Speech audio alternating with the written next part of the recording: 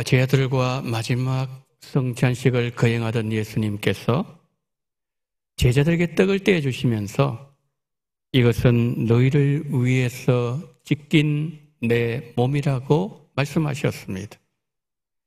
식후에 잔을 나누어 주시면서 이것은 너희 죄를 사하게 하는 사죄의 언약의 피라고 말씀하셨습니다.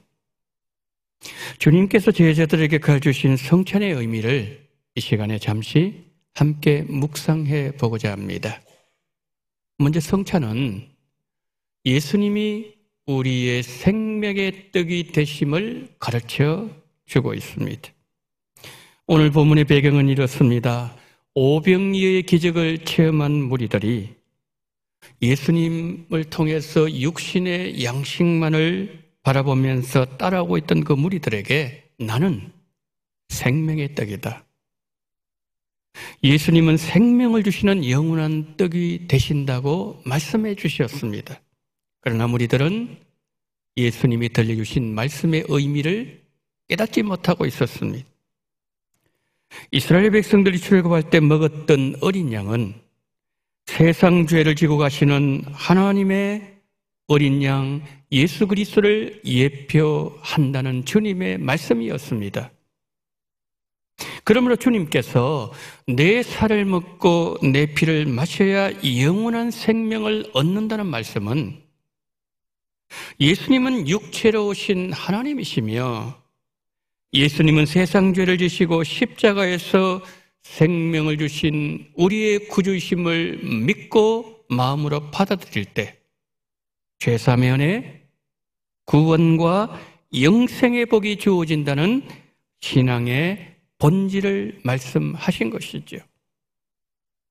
그리고 예수님을 나의 구주로 받아들인 성도는 예수님과 연합하는 은혜를 누리게 됩니다.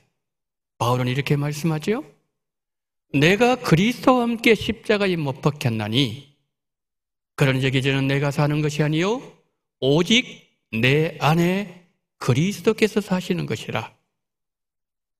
이제 내가 육체 가운데 사는 것은 나를 사랑하사 나를 위하여 자기 자신을 버리신 하나님의 아들을 믿는 믿음 안에서 사는 것이라.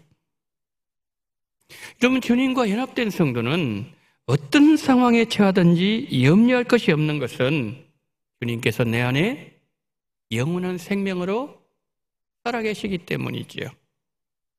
이를 확인할 수 있는 자리가 성찬이기에 성찬이 우리에게 주는 은혜가 너무나도 크다는 말씀입니다. 이 시간에 주님께서 주시는 성찬을 믿음으로 받으심으로 예수님과 연합을 한 번 더 확인하는 은혜가 우리 모든 성도님들과 함께 하시기를 예수님 이름으로 축원합니다. 둘째, 성찬은 예수님이 흘리신 십자가 보혈의 소중함을 가르쳐 주고 있습니다. 오늘 본문 53절에서 55절 주님은 이렇게 말씀하십니다. 예수님의 피의 속죄의 능력을 믿는 성도는 영원한 생명에 참여하는 자가 되기 때문에 영원히 목마르지 않게 될 것이고 그래서 예수 그리스도의 보혈은 참된 음료다 라고 말씀하고 있는 것이죠. 여러분, 구약에서 이것을 잘 보여주는 절기가 바로 유월절이었습니다. 이스라엘 백성들이 출애굽할 때 어린 양의 피를 바깥문에 바르라고 명령하셨고 애굽의 모든 장자들 치는 재앙이 있을 때도 어린 양의 피가 있는 가정은 넘어갔습니다. 이것이 구약의 유월절이요 신약의 보혈의 은혜이고 보혈의 능력입니다. 유월절 어린 양이 되시고 하나님의 어린 양이신 주님은 성찬을 통해서 예수님이 흘리신 보혈이 얼마나 소중한 것인가를 우리에게 가르쳐주고 있다는 것이죠. 그런데 이 성만찬은 모든 사람이 받을 수 있는 은혜가 아니라 구속함을 받은 하나님의 자녀들만 누릴 수 있는 아주 특별한 은혜라는 것이지요. 그래서 53절에서 예수님은 이런 말씀을 하십니다. 인자의 살을 먹지 아니하고 인자의 피를 마시지 아니하면 너희 속에 생명이 없느니라. 성만찬은 단순히 떡과 포도주를 먹고 마시는 행위가 아니라 떡에 그리고 잔에 담겨져 있는 고난의 의미를 가르쳐주시는 천국 잔치자리이며 성령께서 역사하시는 복된 시간이라는 것입니다. 그래서 어떤 성도는 성찬에 참여할 때 천국 백성으로 일주일 동안 합당하게 살지 못한 자신을 바라보면서 눈물을 흘리기도 합니다. 또 어떤 성도는 주님의 그 사랑을 깨닫고 이제부터는 내가 주님 앞에 더 헌신하면서 살겠노라고 마음으로 결단하기도 합니다. 여러분, 주님 주시는 성찬은 내 안에 영적 변화를 일어나게 만들고 내 믿음을 성장하도록 하는 도화선의 역할을 하게 하는 하나님께서 우리를 위해서 준비해 놓으신 은혜의 중요한 방편이라는 말씀이지요. 그리고 세 번째로 성찬은 천국 잔치에 참여하는 복을 받는다는 것을 우리에게 깨닫게 해줍니다. 여러분, 첫 번째 성찬은 주님이 십자가에 달리시던 전날 밤에 시작되었습니다. 그러나 주님의 성찬 이전에는 유월절 잔치로 거행되었습니다. 유월절 되면 온 식구가 열흘째 된 날에 양을 준비합니다. 열 나흘째 되는 날에 그 양을 잡습니다. 그리고 양고기를 식구들이 함께 모여서 먹습니다. 선나물을 먹습니다. 그리고 누룩 없는 떡을 먹습니다. 여러분, 이것은 주님의 고난에 동참하라는 의미입니다. 그런데 성찬의식을 바울은 말합니다. 주님 오시는 날까지 행하라고 말씀하신 이유는 주님이 오시는 그날까지 그리스도의 고난에 동참하는 삶을 우리가 살고 주님을 십자가를 지고 따라오라는 말씀이었습니다. 제자들은 주님과 함께 먹었습니다.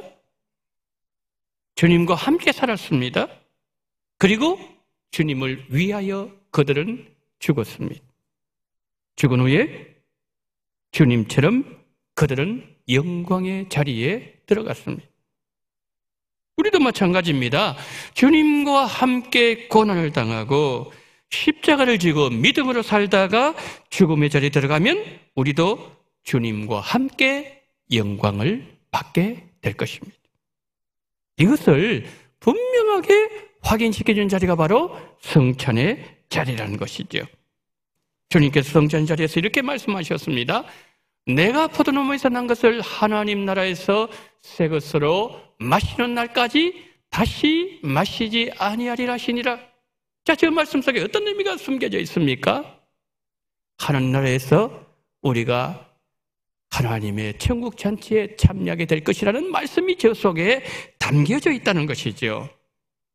성찬에 참여하는 자들에게는 어린 양의 혼인 잔치를 주님께서 약속해 주셨습니다. 자, 유월절상에 앉았던 구약의 이스라엘 백성들처럼 주님 베푸신 성찬의 상에 동참했던 예수님의 제자들처럼 성찬의 자리에 참여하는 성도마다 어린 양의 혼인잔치에 들어가게 될 것입니다. 이 성찬의 자리에서 하나님께서 약속하신 모든 은혜를 확인하심으로 주님 위해서 살기로 다시 결단하시는 은혜가 이 성찬에 참여하는 우리 모두에게 함께 하시기를 예수님 이름으로 축원합니다.